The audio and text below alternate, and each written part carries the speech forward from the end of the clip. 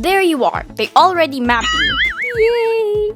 But once they already mapped you, arriving and departing Singapore residents can clear immigration by simply using facial biometrics without the need to present their passport. Wow! All foreign visitors will still need to present their passport for immigration clearance upon arrival in Singapore, but can also enjoy the convenience of a passportless clearance when they depart Singapore. Singapore, I know that you're so kiasu, but in a good way. Good job! With the form submitted, she's now ready to proceed to immigration. The process was well organized, and she's relieved to find that the queue isn't too long, and she moved through quickly without standing around for an extended period. Changi Airport's efficient immigration system ensures that travelers are processed smoothly, minimizing wait times even during peak hours. As she approaches the counters, she notices the clear signage directing passengers to designated lines based on their status. Residents, permanent residents, or PRs, and citizens have their own lane, while tourists and diplomats are guided to separate queues.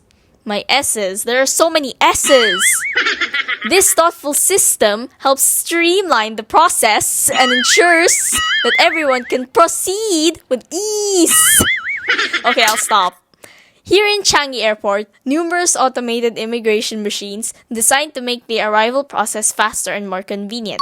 These self-service kiosks allow passengers to breeze through immigration without the need to queue for an officer. She approached one of these machines and she follows the clear on-screen instructions. She scans her passport and she completes the biometric verification in just a matter of seconds. If you're someone who loves collecting passport stamps as a travel memento, this is not the country for you. Unlike many destinations that proudly mark your passport with colorful stamps upon entry and exit, but it's becoming more difficult now because everyone is doing everything online, this nation has streamlined its immigration process to the point where physical stamps are no longer issued. Instead, your arrival and departure are recorded electronically, leaving your passport untouched and unmarked. So if you're hoping to add another unique stamp to your collection, you'll need to look elsewhere. This country's border control is all about simplicity and speed. I can't be late on the first day! You can select these options on how you want to exit the airport. Either you take the taxi, limousine taxi, airport shuttle, large taxi, or the cheapest one, public transport.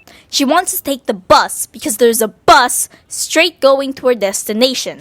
After clearing immigration, she quickly found a reliable exchange service, while all of the currency exchange in the terminal are reliable, and she converted her cash to Singapore dollars to cover her expenses during her stay. Now she has enough Singapore dollars for transportation, meals, and other immediate needs. She made her way to one of the many telecom kiosks scattered throughout Changi Airport to purchase a SIM card with data. She chose a tourist SIM card, and it can also be used as an EasyLink card.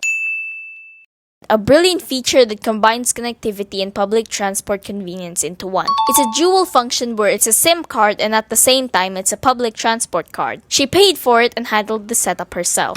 Don't expect that the staff at the kiosk will assist you in setting up the SIM card. You can just pay and do it yourself. Like an adult. You're not a child anymore. Don't worry, it's really easy and it's actually quite simple. So you don't have to ask for help. Yeah, you don't need to ask for help. The process begins by opening the SIM card package. Obviously! What do you expect? You have a box full of apples? Do you expect to eat the apples with the plastic intact? Put your rubbish in bins, by the way. On the counter, several phone ejector tools are available for use, and she grabbed one, ejected the previous SIM card, and inserted the local SIM card into her phone. The package included clear instructions, and it was hassle-free. Her new phone number was also printed on the card, so she didn't need to guess or search for it. Following the instructions, she activated the SIM card and configured the settings on her phone. Within minutes, she was online and ready to explore Singapore. Following the instructions, she activated the SIM card and configured the settings on her phone. The process was really simple. Telecom made it easy even for someone who wasn't particularly tech-savvy. I thought Mama was a digital native since I researched her birth year and it's in where she grew up with the internet. And I'm growing up on the internet. Well, not really. As soon as the SIM card was recognized, she turned on her data and voila! She was connected to a local network. She got a data plan that offered way more coverage she needed for her stay. The SIM card cost 28 Singapore dollars for 28 days and came with a whopping 100 gigabytes of 4G data. It was a great deal, especially since she planned to use her phone for a lot of maps, social media, and staying in touch with family back home. No more worrying about getting lost or running out of data. Getting lost? Mama, you lived in Singapore for a decade. Getting lost? I was even made here. Oh, no. What are you talking about? You can also buy the eSIMs online with this telco, which prices indicate here. And then, there was her EasyLink card. Plus, an added bonus of 3 Singapore dollars worth of train and bus rides. The physical card that would be her ticket to getting around Singapore. The EasyLink was automatically enabled. It was already loaded and ready to go, with just one ride needed to take to her first destination. But, since she was already in Terminal 3, she decided to make the most of her time and try something she'd never done before. Back then, she was always in a rush, but now, with plenty of time, she felt free to explore. That's when she remembered about Slide at T3! The slide is 4 stories tall with a 43-meter thrill ride right in the middle of the terminal. To snag the free ticket for the slide, she had to make her way to the customer service counter down in basement 2.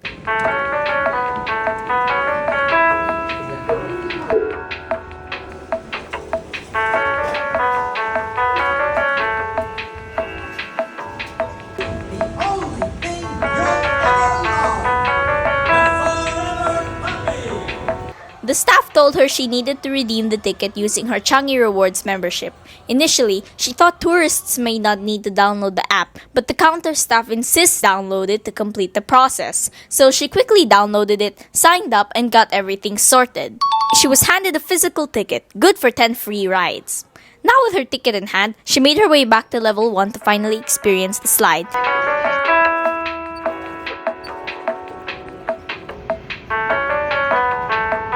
As she got closer, she spotted the sign that said only people 1.3 meters tall and above could ride. Good thing she cleared the height requirement. The whole entry process was automated. All she had to do was scan her ticket at the gate. Please scan your ticket. After scanning her ticket, the gate clicked open and she was in.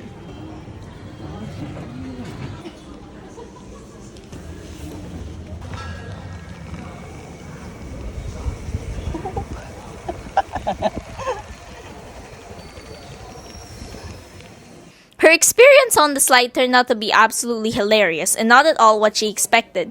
She never thought that her vertigo would kick in so strongly on a slide. As she zoomed down the twists and turns, the speed and spirals hit her so badly. By the time she reached the bottom, she was laughing uncontrollably but also feeling surprisingly dizzy. Despite the dizziness, she decided to take a little break before attempting another ride. She couldn't resist going for a second round despite the dizzying aftermath. This time, she decided to turn the camera on herself to capture the absurdity.